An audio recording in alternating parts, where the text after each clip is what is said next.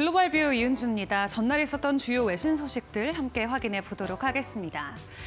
미국의 경기 침체 우려가 짙어지면서 여러 기업들이 추가적으로 인원을 감축하겠다라는 발표를 내걸고 있습니다. 대표적으로 갭이나 리프트 등의 기업들을 확인해 볼 수 있겠는데요.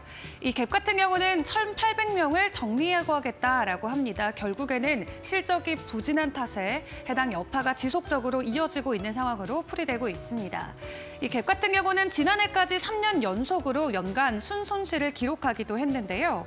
이 앞서 지난해 9월에도 500명을 감원한 데 이어서 이번에 추가적으로 구조조정 소식이 전해졌습니다. 또 이번에 같은 날에 차량 공유 서비스 업체인 리프트 역시 추가 감원 소식을 발표했는데요. 작년에 700명을 먼저 해고한 바 있지만 올해 들어서는 1,000명을 추가 해고하겠다라고 소식을 전해왔고요. 또 미국의 클라우드 서비스 기업인 드롭박스 같은 경우도 전 직원의 16%에 해당하는 500명을 감원하겠다라는 발표가 이어지고 있습니다. 이 드롭박스는 현재 수익성은 있는 상황이지만 성장에 둔화됐다라고 판단되면서 내부적으로 해당 조치를 취하고 있는 것으로 판단되고 있고요. 작년 하반기만 하더라도 빅테크 중심으로 확인됐던 구조조정 바람이 올해 들어서는 전반적인 산업으로 퍼져가는 모습이 나타나고 있습니다. 이어서 다음 소식 확인해 보도록 하겠습니다. 네, 토요타가 다시 한번 사상 최고치의 판매량을 경신했다라고 합니다. 앞서서 우리나라에서도 완성차 기업들의 좋은 실적이 발표가 됐는데요. 이를 뛰어넘는 토요타의 판매 실적이 발표가 됐습니다. 글로벌 차량 판매량이 현재 1,000만 대에 육박하는 수준이라고 합니다. 2022년 회계연도에서 전 세계 961만 대를 팔아내면서 사상 최고치를 경신했다라고 하는데요. 전년과 비교해봤을 때도 1%가 늘어난 수치고요. 기존의 최고 기록이었던 2018년의 수치도 뛰어넘은 수준이라고 합니다.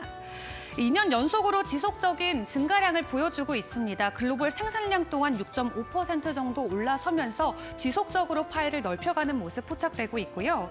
하지만 문제는 이제 다음 무대가 될 전기차 시장이 될 것 같습니다. 토요타 같은 경우는 전기차 시장에서는 아직까지는 초라한 성적을 보여주고 있는데 전기차 판매량이 지난해 2만 5천 대에 불과했다라고 합니다.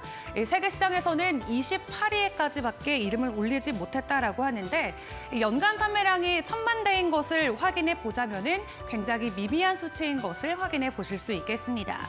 하지만 이달부터 새롭게 토요타의 사장이 바뀌는 만큼 앞으로 토요타가 새로운 변화를 꾀할 수 있을지 분위기는 지켜보시죠. 이어서 다음 소식 확인해 보도록 하겠습니다.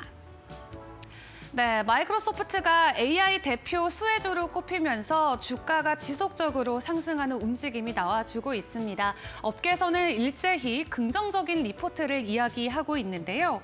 우선 분기별 실적을 보게 된다라면은 528억 달러의 매출을 올렸고요. 순이익은 183억 달러로 매출은 전년 대비 7% 그리고 영업이익은 9% 이상 상승한 것으로 확인되고 있습니다. 결과적으로는 AI 덕에 많이 올랐다라고 분석할 수 있겠는데요. AI 사업 확대를 앞으로도 추가적으로 공격적으로 해나갈 것이다라고 이야기하고도 했습니다. 이에 따라서 증권사들은 일제히 성장성이 높다라는 평가를 하면서 총재 53개의 투자 기관 중에 43곳은 강력 매수와 관련된 투자 의견을 제시하고 있고요. 단 한 곳만 매도 의견을 유지하고 있다라고 합니다. 골드만삭스를 포함해서 웰스파고 그리고 뱅크 오브 아메리카 등은 앞으로 마이크로소프트의 주가가 추가적으로 20% 정도는 상승할 수 있을 것으로 예견하고 있습니다. 이어서 마지막 소식 확인해 보도록 하겠습니다.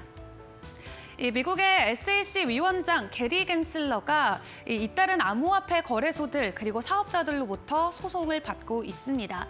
자세한 내막을 확인해 보면은 현재 암호화폐 사업자들은 게리 겐슬러가 굉장히 불명확한 기준을 가지고 암호화폐 사업군들을 규제하고 있다라며 불만을 제기하고 있습니다. 이에 게리 겐슬러 위원장은 본인의 트위터를 통해서 이 암호화폐 시장에 모호하다는 주장을 중단해야 된다라고 이야기하고 있는데요. 현재 가상화폐법은 굉장히 명확하다라고 이야기하고 있습니다. 하지만 지난달 24일 같은 경우 코인베이스에서 SEC를 대상으로 소송을 제기한 바 있었는데요. 한마디로 SEC가 현재 지속적으로 일괄성이 없는 규제를 우리 시장에 휘두르고 있다라고 주장을 하고 있습니다. 이는 최근 SEC가 개별 암호화폐 증권성 여부에 따라서 암호화폐 거래소뿐만 아니라 사업자들에게도 지속적으로 웰스 노티스를 보내는 등 지속적으로 강력한 규제를 이어나가고 있는데 반발하는 소송이다라고 풀이해볼 수 있을 것 같은데요. 앞으로 SEC 그리고 가상화폐 업체들의 지속적인 소송전이 벌어질 것으로 업계는 예측하고 있습니다.